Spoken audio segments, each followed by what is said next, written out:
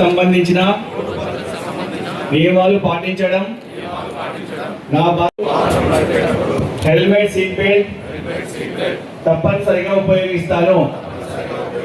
మద్యం సేవించి mobile phone ఉపయోగిస్తూ వాహనంలో నడపను. వేగంగా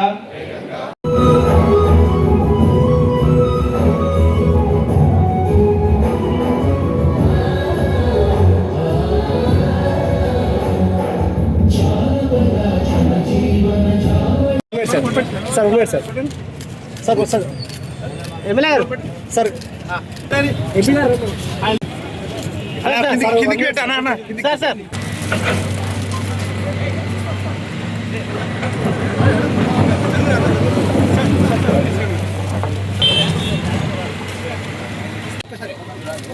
సార్ ఒకసారి పట్టుకో సార్ వెనక జరు సరైనటువంటి అవగాహన లేకపోవడం వల్ల జరుగుతున్న మరణాలు మనం రోజు చూసే మర్డర్ క్రైమ్లో జరిగిన వాటికంటే 4-5 ఇంతలు ఎక్కువ. కానీ మనం క్రైమ్ అనగానే అందరం చదువుతాం, అరే అంత పెద్ద అన్యాయం జరిగింది, ఒక ప్రాణం కోల్పోయింది. ఒక క్రైమ్లో చచ్చిపోయినప్పుడు ఎంత ఆలోచిస్తామో ఒక యాక్సిడెంట్లో పోయినప్పుడు అంత ఆలోచించాం. ఎందుకు? మంచి ప్రాణం పోవడం అనేది రైల్లో పోయినా యాక్సిడెంట్లో పోయినా ప్రాణమే. ఆ ప్రాణం పోతే ఆ ప్రాణం ఖరీదు ఏంటంటే ఆ కుటుంబానికే తెలుస్తుంది. కాబట్టి ఇందాక సాయి కృష్ణ గారు కూడా ఏదో సెంట్రల్ గవర్నమెంట్ స్కీమ్ గురించి చెప్పింది. నేను చాలా సందర్భాలలో ఎప్పుడైనా నేషనల్ హైవే మీద పోతుంటే ఇక్కడ యాక్సిడెంట్ అయినప్పుడు చూస్తాం, వెహికల్స్ అన్నీ ఆపుతారు, అందరూ పోయి అక్కడ చూస్తుంటారు. కానీ ఎవరు కూడా ఇన్స్టెంట్గా రియాక్ట్ అయిపోయి ఒక అంబులెన్స్ పిలవాలను, ఎమర్జెన్సీ కాల్ కొట్టాలను అన్న ఆలోచన ఉండదు. ఎందుకంటే అప్పటికప్పుడు ఏమైందని చూడటమైనంత ఉత్సాహము ఎమ్మటే ఏదో చేసి ఆ ప్రాణాన్ని కాపాడాలన్న ఆలోచన రాదు మనకు. ఇవాళ అందుకే చెప్పిరు, ఒకప్పుడు ఏంటంటే అరే యాక్సిడెంట్ అయింది, ప్రాణం కాపాడితే నాకు వేరే పెళ్లికి పోయేది ఉంది, వేరే కార్యక్రమానికి పోయేది ఉంది, ఇప్పుడు నేను ఫోన్ చేసి హాస్పిటల్కి తీసుకుపోతే ఇక మళ్ళీ రోజంతా వేస్ట్ అవుతున్నది, ఇక నా ఇంటికాడ పనులన్నీ అయిపోతాయి, మళ్ళీ పోలీస్ కేసు అయితే రోజు పోలీస్ స్టేషన్ పిలుస్తారు. ఈ టెన్షన్లతో సగం మంది ఏం చేస్తారంటే వదిలేని వెళ్ళిపోతారు. దాంతో ఆ ప్రాణం పోయే అవకాశం ఉంది. ఒక కుటుంబాన్ని కాపాడాలి, ఒక కుటుంబానికి మంచి చేయాలంటే మనం కూడా ఏదో ఒక రోజు అటువంటి పరిస్థితుల్లో ఉండే అవకాశం ఉంది. కానీ అది మనం ఎవరైనా గమనించం.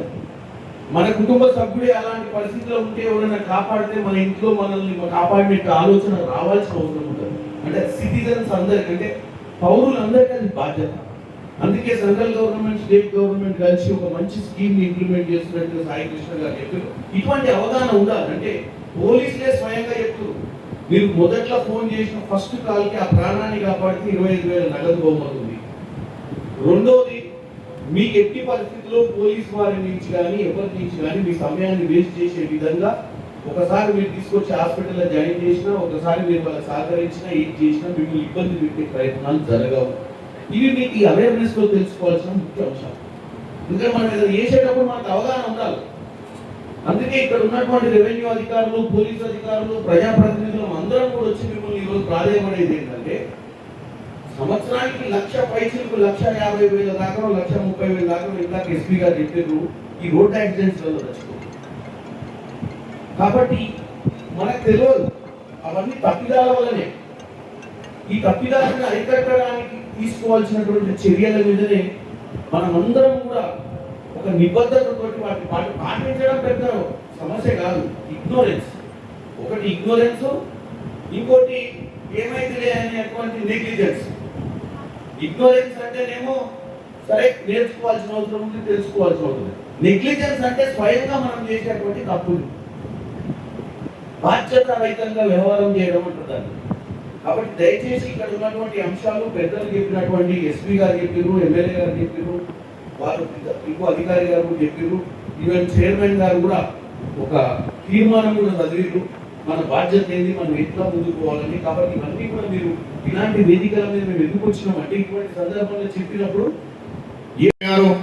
ఒక విజన్ తోటి 2047 లక్ష్యంగా ముందుకు పోకుంటూ మనం ఇచ్చే సంక్షేమాలు ప్రతి పేదవాడికి అరువులకు అందాలనే లక్ష్యంతో ప్రజాపాలన ముందుకు తీసుకెళ్తూ మన ప్రణాళికలను ప్రతి పౌరుడికి అందే విధంగా ముందుకు తీసుకుపోతున్న కార్యక్రమంలో 13 తారీఖు నుంచి మొదలుకొని 18 తారీఖు వరకు కూడా ఒక స్పెషల్ డ్రైవ్గా అలైవ్ క్షేమంగా ఇంటికి తిరిగి రావాలనే లక్ష్యంతో ఈ కార్యక్రమాన్ని చేపట్టి ముఖ్యంగా ఈ ప్రోగ్రాంను మా పోలీస్ మిత్రులంతా కూడా బాధ్యతాయుతంగా లాండ్ ఆర్డర్తో పాటు ప్రజల పాలన లక్ష్యంగా వాళ్ళను భద్రత సేవ్ చేయాలనే లక్ష్యంతో చేస్తున్న కార్యక్రమానికి నిజంగా కూడా ప్రత్యేకంగా ధన్యవాదాలు తెలియజేస్తున్నాం.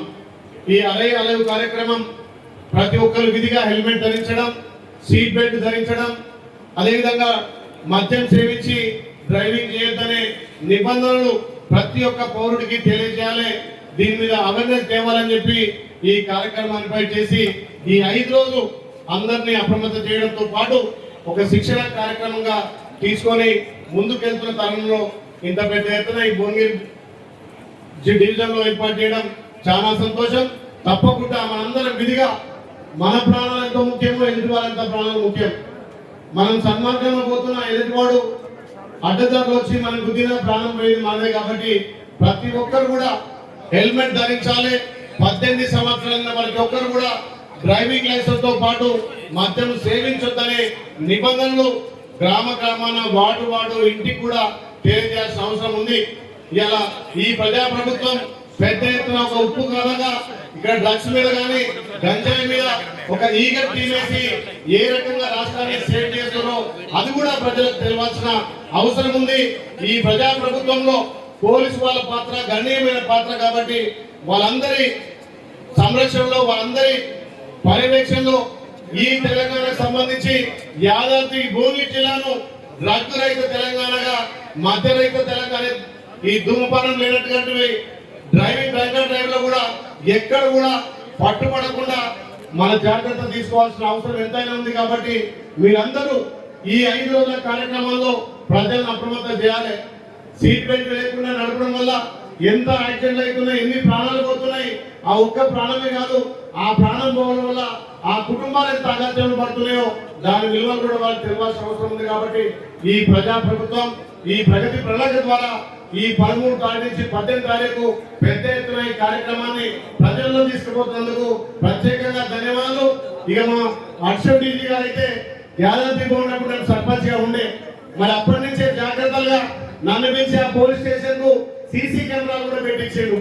మరి అట్లాంటి వ్యక్తి ఇవాళ తెలంగాణ రాష్ట్ర ప్రభుత్వానికి హర్షవ్ డీజీగా అదేవిధంగా లాండ్ ఆర్డర్ మెయింటైన్ చేయడంలో ముఖ్య పాత్ర పోషిస్తుంది. కాబట్టి ముఖ్యంగా తెలంగాణలో యాదాద్రి భువనగిరి జిల్లాకు మంచి పేరు, మంచి పరిపాలన చేయడానికి మీ వంతు బాధ్యతగా మా అందరికీ ప్రజాప్రతినిధులకు సహకరిస్తున్న పోలీస్ డిపార్ట్మెంట్ కు ప్రత్యేకంగా ధన్యవాదాలు తెలియజేస్తూ ఈ కార్యక్రమాన్ని ఆహ్వానించిన పెద్దలందరికీ పేరు పేరున ధన్యవాదాలు. ప్రతి సంవత్సరం 7,500 పీపుల్ మన తెలంగాణలో ప్రతి సంవత్సరం 7,500 ఈ రోడ్డు ప్రమాదంలో చనిపోతుంది. రోజు అంటే ఎంత మీరు క్యాల్కులేట్ చేస్తారు. దాంట్లో మ్యాక్సిమం మంది ఈ 2 వీలర్ ఉంటే హెల్మెట్ ధరించలేదు, అదర్వైజ్ ముందు కూర్చున్న హెల్మెట్ ధరించారు, వెనక వాళ్ళకి హెల్మెట్ లేదు, తర్వాత పిల్లలు ఉంటే పిల్లలకి హెల్మెట్ లేదు. నెక్స్ట్ అది సీట్ బెల్ట్ అది డ్రైవర్ వేసుకుంటున్నారు, డ్రైవర్ పక్కన ఉన్న వేసుకుంటున్నారు, మాత్రం వెనక సీట్లో కూర్చున్న వాళ్ళకు సీట్ బెల్ట్ ఉంటుంది బండిలో, అది కూడా తెలియదు. ఈ పరిస్థితి ఉంది. చాలా దాఖలాలు నేను చెప్తాను మీకు. ఈ మధ్య కాలంలో మన మహారాష్ట్ర నుంచి ఒక ఐపీఎస్ ఆఫీసర్ అండ్ ఆయన తోడల్లుడు ఇద్దరు కూడా మధ్య సీట్లో కూర్చున్నారు. వాళ్ళు డ్రైవర్ తప్పించుకున్నారు, యాక్సిడెంట్లో ఏం కాలేదు, మాత్రం ఆ ఆఫీసర్ ఆయన తోడల్లుడు ఇద్దరు కూడా స్పాట్ యాక్సిడెంట్లో మరణించారు. అలాంటి సంఘటన. తర్వాత మనము ఈ వెహికల్స్ చాలా రోడ్లో పార్క్ చేస్తారు, మధ్యలో పార్క్ చేస్తారు, సైడ్లో కూడా కనీసం పెట్టట్లేదు. వెహికల్ వెనక రేడియం స్టిక్కర్స్ లేవు, ల్యాంప్ లేదు, పార్కింగ్ లైట్. దానివల్ల ఏమవుతున్నాయి, ఈ వెనక నుంచి వచ్చిన వెహికల్ ఆ వెహికల్తో డాష్ అయ్యి పెద్ద యాక్సిడెంట్ అవుతుంది. ఈ మధ్యకాలంలో మన ఆంధ్రప్రదేశ్ రాష్ట్రం నుంచి మా పోలీస్ సిబ్బంది, ఇంటెలిజెన్స్ సెక్యూరిటీ వింగ్ సిబ్బంది, డిఎస్పీ ర్యాంక్ ఆఫీసర్ని, ఇన్స్పెక్టర్ని ఇక్కడ చోటుపల్లి దగ్గర పెద్ద యాక్సిడెంట్ అయింది, దాంట్లో 2 DSP చనిపోయారు, తర్వాత ఇంకో మన కొంత సిబ్బంది కూడా చనిపోవడం జరిగింది. ఈ రోడ్ యాక్సిడెంట్స్ అంటే ఈ యాక్సిడెంట్ అంటే యాక్సిడెంట్ మనము సర్వే చేస్తే యాక్సిడెంట్ ఎక్కువ ఎప్పుడు అవుతున్నాయి అంటే మధ్యాహ్నం 3 గంటల నుంచి సాయంత్రం 9-9:30 ఆ ప్రాంతంలో ఎక్కువ యాక్సిడెంట్ అవుతుంది. తర్వాత యాక్సిడెంట్కి మెయిన్ కారణాలు అంటే ఫస్ట్ అంటే డ్రైవర్ నెగ్లిజెన్స్, ఆయన మందు తాగడం కావచ్చు, అదర్వైజ్ అది ఎక్కువ స్పీడ్ అని, తర్వాత ఆయనకి కళ్ళు ఐ టెస్టింగ్ చేయలేదు, ఎప్పుడు కూడా ఎంత నంబర్ ఉంది అయినా కూడా తెలియదు, ఎప్పుడు టెస్ట్ చేయలేదు, ముందు మేము కనపడట్లేదు ఆయన, అలాంటి కూడా కొన్ని కారణాలు ఉంటుంది. కాబట్టి దయచేసి మీ దగ్గర ఏమైనా బండి ఉంటే, మీకు డ్రైవర్ ఉంటే కనీసం ఒక్కసారి మన తీసుకెళ్ళండి, ఎక్కడ అడ్డాలు ఇస్తారు వాళ్ళకి, అక్కడ ఏ నంబర్ ఉంది అని బాబు మీరు వేసుకోండి అని చెప్పండి. కొంతమంది అది మనము వేసుకుంటే గ్లాసెస్ వేసుకుంటే మనం మంచి పర్సనాలిటీ మంచి కనపడదు, అది చేయట్లేదు. మాత్రం ఇక్కడ మన లైఫ్ మన జీవితం చాలా చాలా ఇంపార్టెంట్. ప్రతి డ్రైవర్కి ఐ టెస్టింగ్ చాలా చాలా ఇంపార్టెంట్.